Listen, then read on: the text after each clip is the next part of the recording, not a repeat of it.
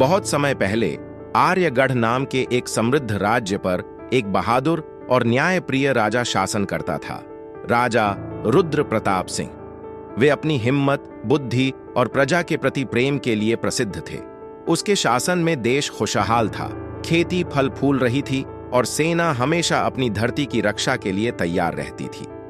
एक दिन पड़ोसी साम्राज्य का एक लालची और अत्याचारी शासक सुल्तान जफर आर्यगढ़ पर कब्जा करना चाहता था। उसने राजा रुद्र को संदेश भेजा और कहा, अगर तुमने अपना राज्य मुझे नहीं दिया तो मैं इसे तलवार की ताकत से छीन लूंगा।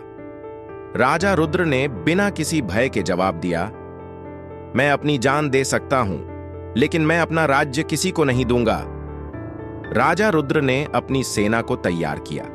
सुल्तान जफर की सेना बहुत बड़ी थी, मगर रुद्र प्रताप एक महान योद्धा होने के साथ साथ एक कुशल युद्ध नीति में भी निपुण थे।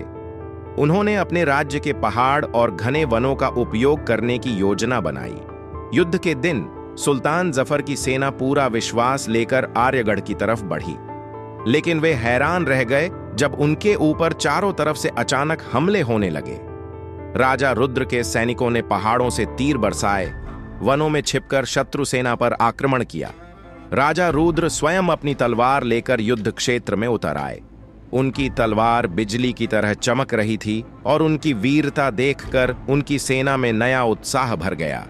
शत्रु के सैनिक डर कर पीछे हटने लगे। घंटों की भयानक युद्ध के बाद सुल्तान जफर की सेना भाग खड़ी हुई। आर्यगढ़ की सेना विजयी हुई। आर्यगढ़ के लोगों ने अपने राजा के विजय का उत्सव मनाया। सबने उनकी वीरता की प्रशंसा की और उनके ऊपर पुष्पों की वर्षा की। लेकिन राजा रुद्र ने विनम्र होकर कहा, ये विजय सिर्फ मेरी नहीं है, ये विजय हम सबकी है।